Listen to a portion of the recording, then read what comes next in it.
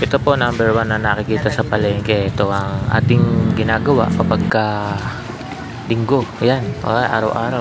Ito meron tayong kalabasa. Ito yung mga hiniwa natin mga halo-halo na meron siyang talong.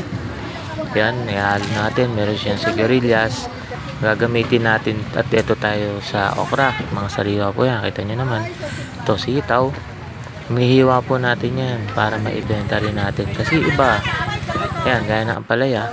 Iba kasi gusto nila yung gawa na. So, gagawa tayo ng pakbet, no. Ito po itong mga halo-halo na.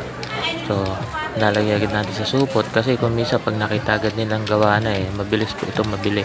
20 pesos lang, biruin nyo, may ulam ka na. Saka sariwang-sariwa. Ito lang po yan sa market. Ito po yung farm to market na tanim natin.